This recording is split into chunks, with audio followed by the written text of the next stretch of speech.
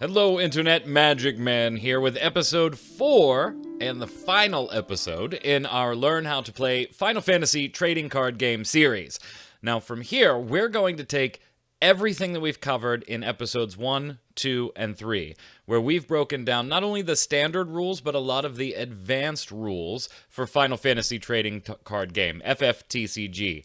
We're going to put it all together, as promised, and watch a game played between my son and I, Steven. We'll be playing 2 different decks. We'll spotlight some cards along the way that maybe have some more complex abilities that aren't very easily expressed through just reading the card text, but give you the actual cards to look at as we go along in the video.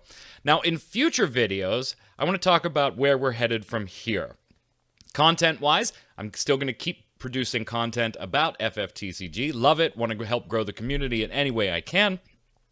And I think content is just generally fun. Those of you that know my work from mmobomb.com or the old Game Breaker TV, you know I like just generating content and having fun and things like that. So I look forward to doing that. But we're going to make smaller videos now. We've put together the whole comprehensive training. And can you learn the game in shorter than I showed you? Absolutely. Will my videos give you a bit of a more in-depth feel for advanced play? People that maybe want to play casually but are also considering tournament play? Yeah, great video series, I think, for you to learn from.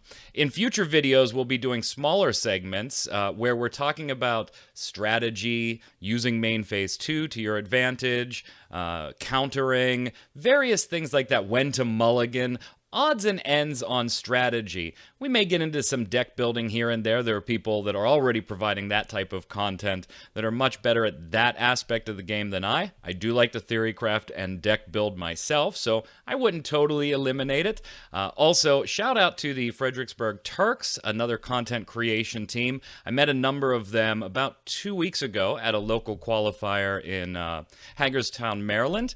Great folks. I'm going to add their link into the list of links that I have in the video description for some of my favorite content creators for FFTCG. They do some great stuff with deck building, a podcast. I'm sure you'll find something that you like there. But if you have questions or things you want to see covered in future videos, let me know in the comments below.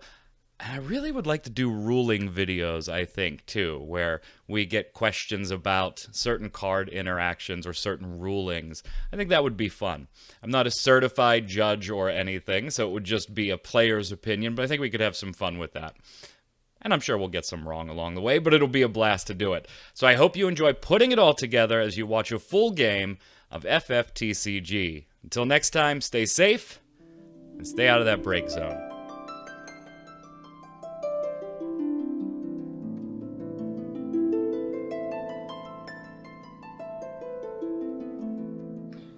Alright, so we're going to play a few rounds here, probably a few damage points. Don't know if we'll get a whole game in here. Sometimes they go fast, sometimes they don't. But we'll give you a few rounds of example gameplay here now, taking everything that we've learned from episode 1, 2, and 3 and putting it into live practice. So, I will be on the right of your screen here on the Final Fantasy VI playing mats, which finally made their way to the States and became available. They're gorgeous, soft, nice print. Using an illegal mat, but still also beautiful, not quite Square Enix approved. Steven, my son Steven, say hi. Hello. And so we'll be playing standard rules, 50 cards, yada yada, everything we've covered in the videos. We'll decide who goes first. Let's roll a d20, a 5. I show off my stunning roll abilities. A 12. So Steven, you will get to decide who goes first. I'll go first. Alright. And we'll exchange decks so that we can either shuffle each other's deck, cut, whatever you want to do. So I'll give Steven's a mesh and an overhand, and we'll finish it off with a cut. And I just cut his because I pretty sure he's not cheating. All right. I'll be playing with the Opus 5 pre-release sleeves. For reference, my deck in this example is going to be a lightning fire deck with a little bit of light splashed in. Steven, what are you playing with? I'm a mono earth deck with only one light card splashed in, I guess. And you're using the Opus 6 pre-release sleeves with Yuna on it. Lovely artwork. All right, we'll draw 5 cards. Each of us will get to look at the cards, and we may tip the cards slightly to the camera so that you have a view of our hands at some points, but rest assured, I can't see Steven's hand and he cannot see mine. And we'll have to make a choice on whether we want to mulligan or not. How a mulligan works in this game is if you don't like your hand, you can put all 5 at the bottom in any order you want, and draw 5 new ones, and you're stuck with that hand. We'll talk about when you might want to mulligan and things like that in some future videos where we'll be spotlighting different strategies and things. But I'm going to keep this hand because I probably wouldn't if we were playing, but I've got a nice representation of everything so we can show them for the video, Steven. I'm in the exact same boat. All right, so you'll keep as well. Steven has opted to go first. Remember, from episode 1, or 2, I don't remember where it was. The only difference between going first is... I get to draw 1 card instead of 2. Instead of 2. Alright. Try and make this quick and snappy. Discard Leo for 2 Earth CP to play Mushusu. Mushusu is a monster, which means he goes off to the right in between the front and back of my area. And for 1 Earth CP and 1 other, and putting him into the break zone, I can choose a dull forward and break it. Awesome. And just for the tournament players and strategists out there, we may not be playing optimal strategies for this video. Again, that's not the point. That'll be future content, so you don't need to tell us, oh, you would have made this play or this play. We're trying to get an example of every type of card play out without scripting the entire game. All right, my turn. Yes. I'll take 2. My active phase is skipped because I have nothing to really activate there. I'll discard a red mage, generating 2 fire CP, and I'll spend that 2 fire CP to play a red mage, a backup that has a ability for 1 fire CP, 1 other CP, and dulling. I can choose a forward, and it cannot block this turn. Man, you made him watch as his brother broke. Right. So sad. I'm at 5 cards or under. I'm not going to play anything else, so I'll end my turn and turn it over to you. So now I finally get to draw 2 cards instead of 1.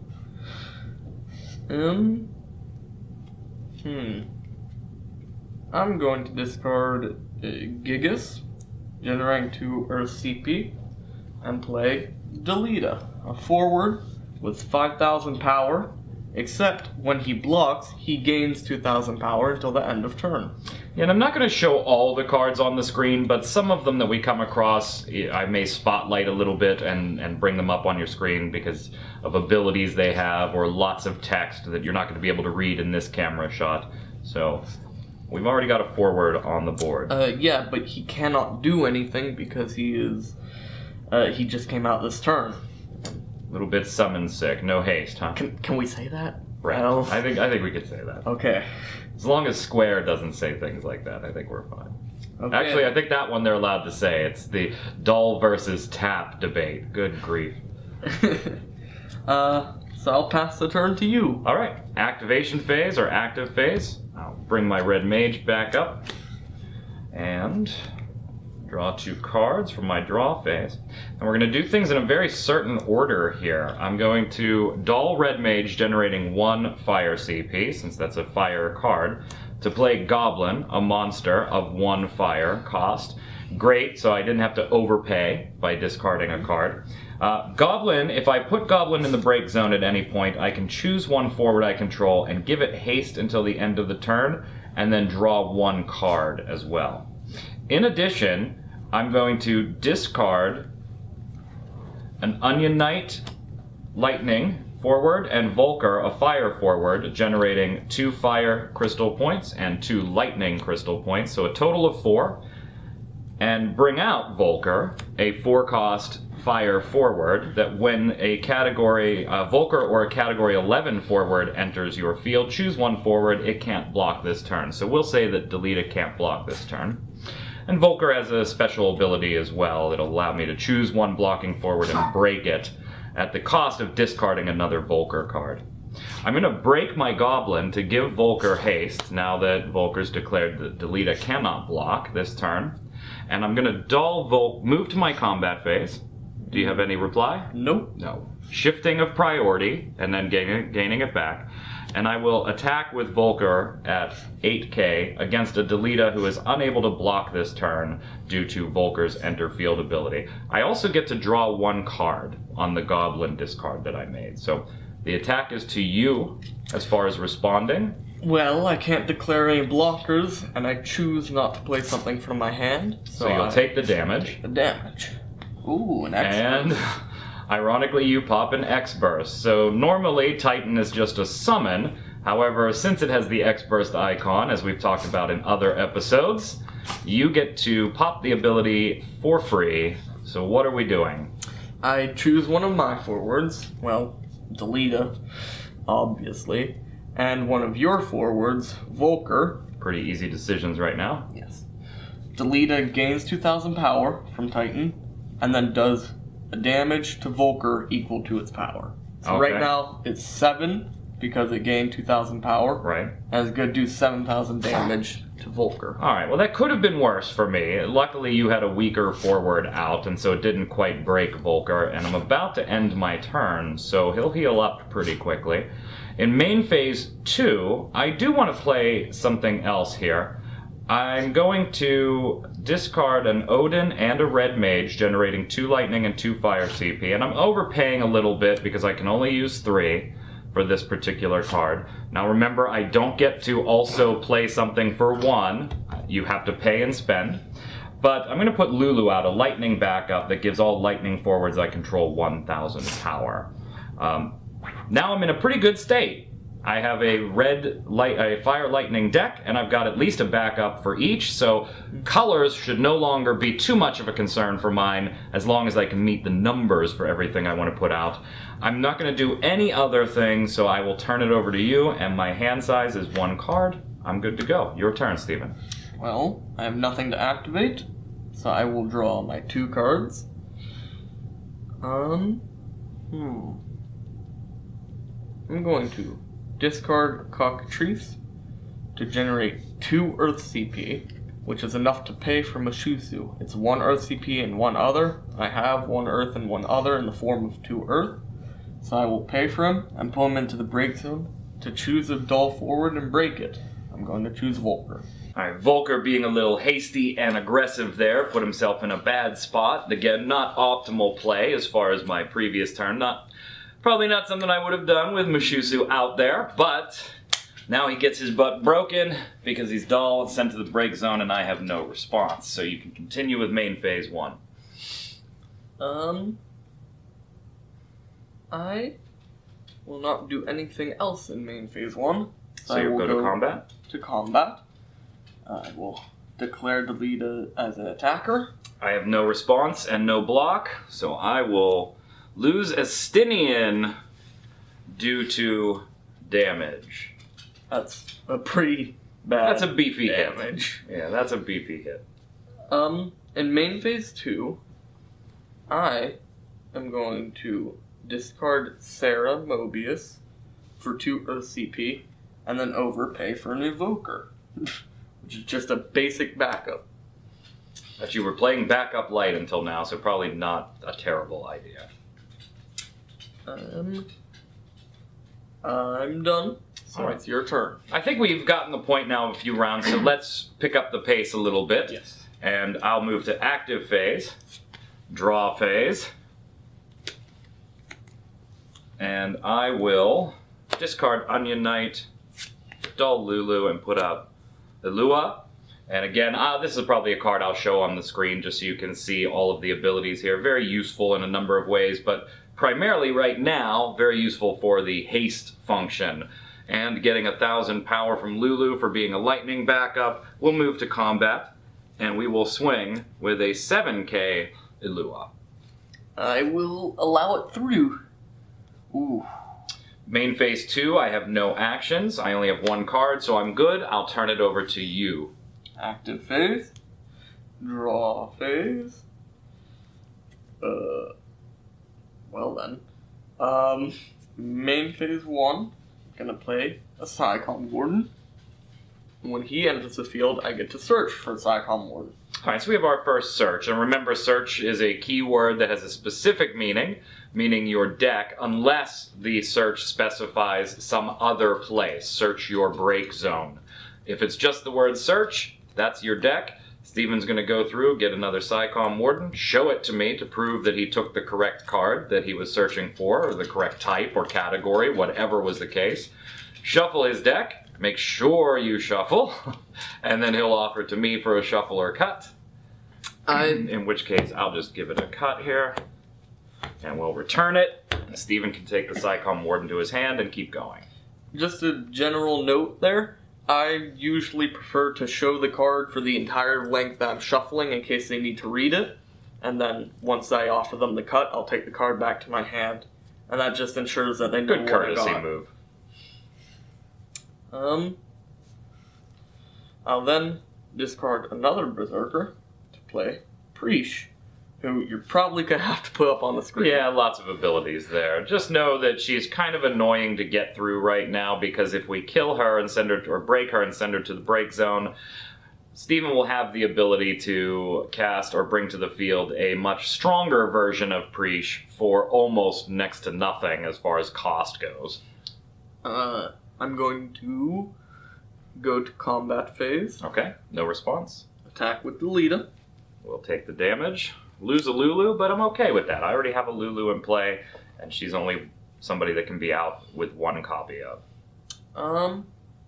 I have nothing to do in main phase 2, so I'll pass. Active phase, and now things are looking a little dicey on my side of the board, with 3 forwards to 1. So let's see if we can't get a little help here. We're going to discard a Sage and dull Lulu because I need a Lightning CP. So I have 3 CP, one of which is Lightning. We'll play King of Burmecia, which allows me to search for a job Dragoon or card name Dragoon. No. And we're going to bring an Estinian into play, or into my hand at least. Those of you that have played the game before are probably noting right now, based on my hand size and backup state, Estinian won't be coming out this turn, but he could possibly be coming out next turn. Yay. Offer Steven the cut. Estinian. And I'm going to skip combat this time. Well, again, technically we're not skipping combat. I'm just not opting to do anything. You certainly do have the opportunity to respond if you wanted to, by simply me going into the combat phase. I'll turn it over to you. Okay. Active phase. Draw phase. Look at your hand phase. Oh, wait. That's not legit. I'm going to go to combat. Okay. Attack with Preesh. Okay, that one I'm going to eat, because I could block with Lua and win this encounter, particularly since not only the 6,000 to 5,000 works in my favor, but Lulu makes Lua 1,000 stronger. But I don't want to kill that particular Preesh and run the risk that you have the stronger Preesh in your hand and get to bring her out for one CP. So that is what this one does, right? Yes, 1 Earth CP. Yeah, that's what I thought. So we're going to take that damage. No X burst. Well then, can you just take it as an example? No.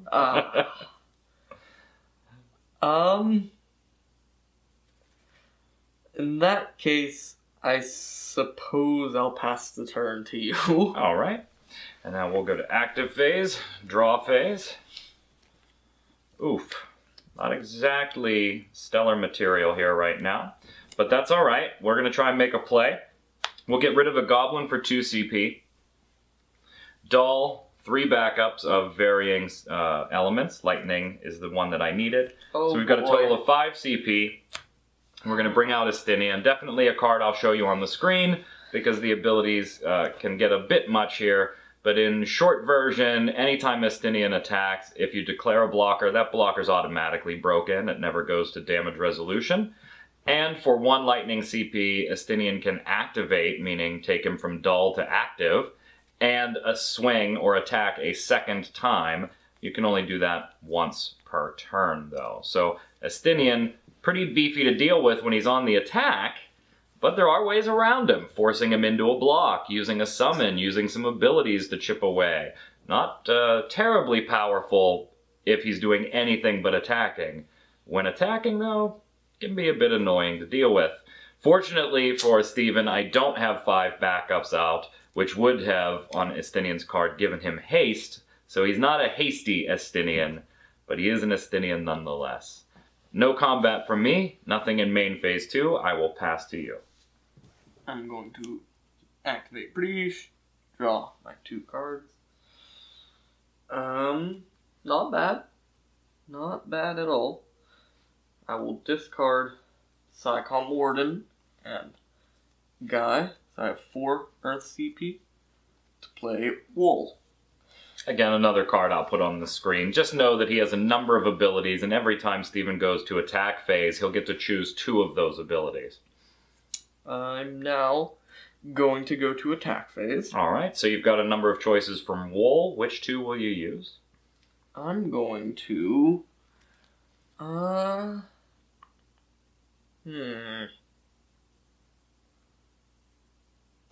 No, I honestly don't know. None of the people are strong enough yet to defeat Estinian. Besides Wool, but he's summoning sick. Well, and both Ilua and Estinian are getting an extra grand from Lulu, so there's technically 7 and 9k on the board here. I'm just going to make the forwards immune to experts. Okay. Or rather, they cannot be chosen by the experts. And we'll give Psycom Worm plus 2,000 for the fun. Alright, so that makes him a 7k forward, because he gets a 2k buff from having his own title on the board. I'm then going to attack with Preach. Again, I'm going to let that through. I'm not quite ready to give you a strong Preach on the board yet. But why? Because I'm a little behind. Not far behind now, particularly with Estinian on the board, but I don't want to give you a power forward. Okay. Particularly because you're playing risky with 1 backup. I don't want to make that 1 backup a free, stronger Preach. Come on. Not even for tutorial sake. I didn't want to face Estinian for tutorial sake, but here we are. True. But you have Wool out, so. Anything else in combat? No. Okay. And I'm going to pass the turn to you in main phase 2. Okay. Alright, so we will go to active phase. Draw a phase, get some cards here. And life is looking up a little bit. I mean, it's not great, but we're okay. We could do something with this. We're gonna get rid of Gramus, a backup that would have let me search for something in particular, but I don't need one of the things I could search for, and the other one I already have. So 2 lightning CP, and we're gonna go 3, 4 using all lightning, because I think maybe I might want to use Red Mage's ability. I'm not sure yet. So 2, 3, 4. And we'll play Alcid. Oh boy. When Alcid enters the field, I get to choose 1 active forward that the opponent controls, and I may play 1 lightning forward of cost 3 or less from my hand onto the field. If I do so, deal it 6,000 damage, the chosen forward. In this case, I am going to get rid of Delita. While the Psycom Warden can get stronger with other Psycom Wardens, I saw you discard 1 already, so I know you only have 1 more, which means you're not going to get them into the 9 and 10k area by themselves. Look around the field. There's even more important information. Oh, yeah, you're right. There's 1 in the damage zone too, so that Psycom Warden is as strong as he's going to get, besides some miscellaneous buffs that I know are in your deck, so I don't fear his damage, and I certainly don't fear his ability. It's already done. Delita is only 5k, but does become 7 when blocking, and because of what I'm going to play here, I don't have enough to take out Wool.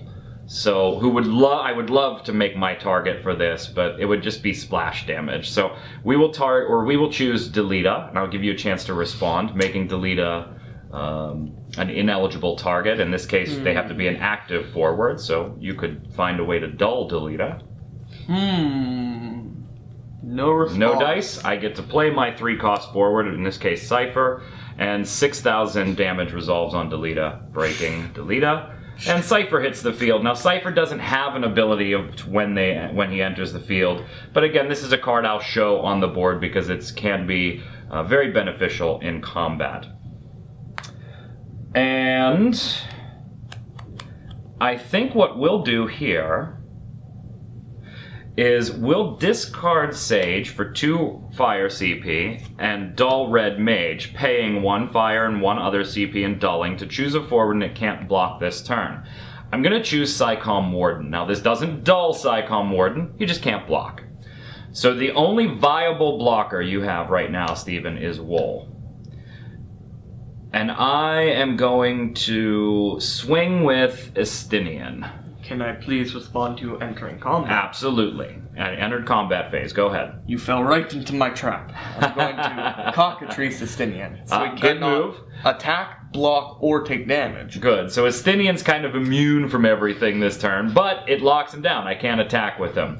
Now, that kind of changes things for me because Ilua, while strong enough to take out the Psycom Warden, isn't strong enough to survive a block from Wool, and Alcid and Cypher are summoned sick. Good move, Steven. So we will end combat phase. I have no hand. I'll be top decking for a round or 2, and we'll turn it over to you. I'm going to activate those. I'm going to draw my 2 cards.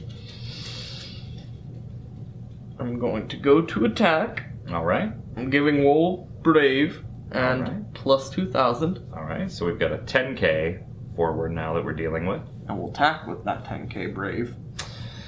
This is rough. This is getting rough. I'm going to block that with Alcid. Now, that doesn't kill or break Wool. It does break Alcid, but there might have been a little bit of method to my madness there.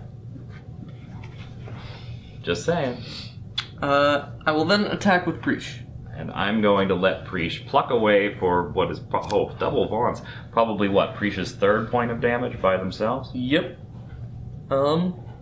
Your turn. All right. Active phase. Draw phase. Okay. So we'll dull these 2 and discard a Sage. 2, 3, 4 CP, a mix of lightning and fire. And we'll play Amon, depending on... There's so many ways to pronounce these guys. And I have the ones that I know are wrong, but I've been saying them since I was like 6, so I can't say them any other way. Now, Amon, when it enters the field, choose 1 forward the opponent controls and dull it. So we will be dulling Wool for this. It's Titus. I don't care who says it's not. Actually, let's dull Psycom Warden instead. Okay. And I did something stupid. I should have paid for 1 of these CP with my Red Mage and not my Lightning. I'm not going to ask you for a rollback, but I do want to point that out. If you're playing casually and you're with friends, it's okay to say, hey, can I roll that back? You're learning. Everybody's learning. Be nice and let them roll it back. I'm not going to ask for 1, but I should have. That way I had a Lightning backup still ready for Estinian's ability. In this case, he's only going to get to swing once then. So we are going to go ahead and swing that once with Estinian. Can I respond to entering combat? You absolutely can. You fell for it again, fool. Well, there's not really anything to fall for there. As you either have it or you don't.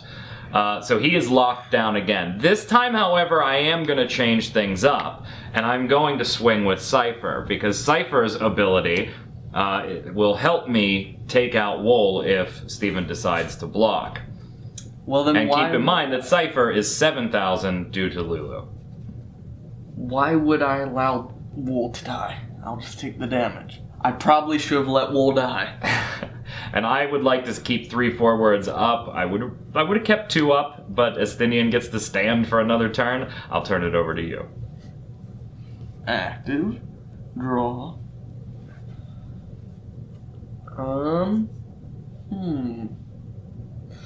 This is definitely not the best strategy, but it gives us an example. So, discard Yang, discard Delita. That is an expensive discard. To get Guy. An 8K forward with Brave, and he cannot be dulled by my abilities or summons too, I believe. Yes. Okay. The example, though, is Brave. When he attacks, he will not dull. I'm going to go to combat. Okay. Wool is going to give himself Brave and plus 2,000. Alright. I will respond by dulling Wool. Well then. Using Amon's ability to dull himself and choose one forward and dull it. I'm going to attack with Preesh. You'll have to block it eventually. I will have to block it eventually, but eventually will not be this turn. I'll ride the rails at 6 damage. Your turn. All done? Yes. Active phase. Draw phase. Now we've got a lot of forwards out here. Backups, remember, you can only have 5, but forwards you can have as many as you want. Alright, so here's what we're going to do. We're going to dull Red Mage and Lulu, discard Black Mage. That gives me 4 CP, 1 is Fire, 3 are Lightning. I just needed the 1, and I'm going to cast Bahamut. Choose one forward, deal it 8,000 damage. If it's put from the field into the break zone this turn, remove it from the game instead. Now, Guy is a tempting target with the 8K and Brave, but I'd rather get Wool out of here because he can pass Brave and another ability. So we'll get rid of Wool here. No response, so Wool is broken. Okay. And now we'll move to combat, and I've learned my lesson twice, so I'll give you a chance to respond to me going into the combat phase. It's actually the one time I don't have a response. Fair enough. And we will swing first with Estinian. Block with Psychomorn, who instantly breaks. Okay. And we will pay 1 lightning to use Estinian's ability to activate, and we will swing a second time with Estinian. Block with Guy, who instantly breaks. We will swing with Cypher. I probably should have blocked differently, but we'll see what happens. Well, nuking Preesh would have... oh, you couldn't have, because that can only be your turn. That's right. No, it's not only my turn, it's just the fact that she's dull. Oh, right. No, that's right. You have the dollar as part of it? No, if you're dull, you cannot block. That's right. I'm totally missing on Preach's ability. It's escaping me slightly in my head. Sorry about that. You made a tutorial about blocking. How did you... I know. And we'll swing with Amon. We'll take that. All of a sudden, it's a 6-5 game. You got an X-Burst, though, so you get to bring... What is it? A Warrior of Light back. To your hand. So it's this one. We may be dealing with Wool again, but we've got a close game, and now I have a big-time forward advantage. I'm going to turn it over to you. Activate. Draw. I don't even need to look at the cards at this point. We know who's coming out. Bam! There we go. There's your buddy. Okay. Here's where things get interesting. I don't think I can do damage to you this turn. Well, I left Alua up to face Preesh, and even if I have to eat the block to give you better Preesh, I'm comfortable with the chances of me getting 1, probably the 2 damage I need next turn. So I left Alua up to handle Preesh. And Wool is powerful but not hasty. See, that could be a problem. I will pass the turn to you. Just gonna see how it plays out, huh? Yeah. Active phase. Draw phase.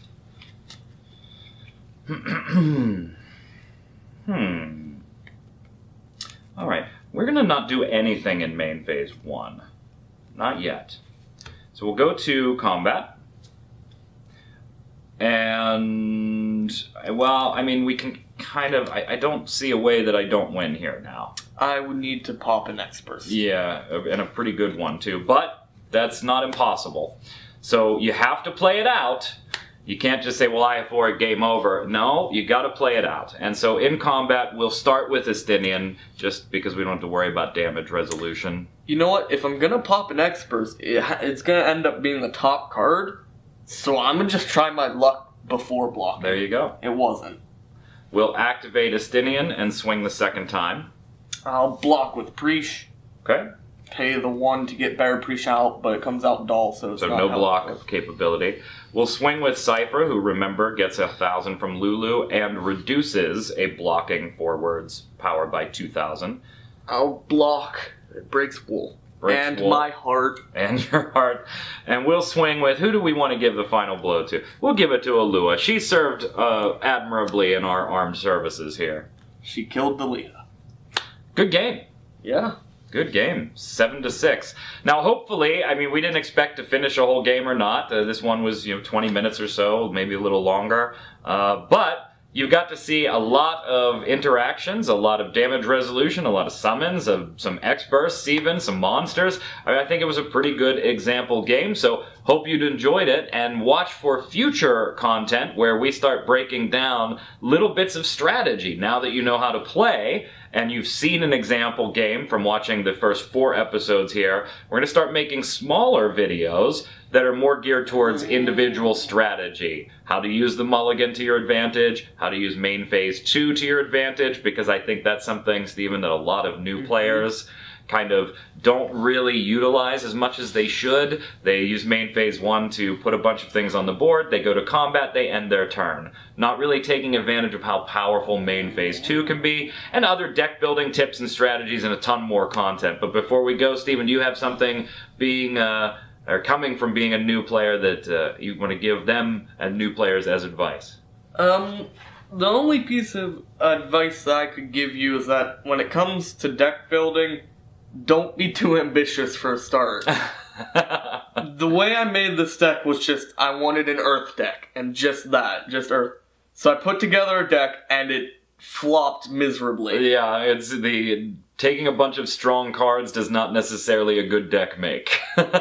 We went through this deck and changed it 5 times? 4 or 5. 5 or 6 so far, and I'm sure we'll do more. Yeah, just to get to where it is, and it's still nowhere near tournament level decks. Right, and if you're not into the deck building aspect of these types of games, there's always sites like one of the ones that I link in the information below, FFTCG.com, which shows you a number of decks, things that won tournaments, decks that people are playing with, and there's usually feedback on certain decks and favorites and thumbs up. So maybe you're into playing but not the deck building. That's okay too. You can start with things on sites like FFTCG and then modify them if you want to, or you like it the way it is and you just play that forever. You don't have to like deck building to enjoy a trading card game like Final Fantasy. If you do, there is a website called Mognet.com that lists every individual card with tons of filters to make it easier to find your dream card. Yep, and resources with a number of other YouTubers that specifically do deck building strategy videos, some of which we met actually a week and a half ago when we were at a local qualifier in Hagerstown, Maryland. A great crew, shout out to them, and I'll put a link to, I'm going to add their content to the links of my favorite content creators for Final Fantasy trading card game below. But Mognet links are already there, so every resource you want to check out. And until next time, gang, stay safe and stay out of that break zone.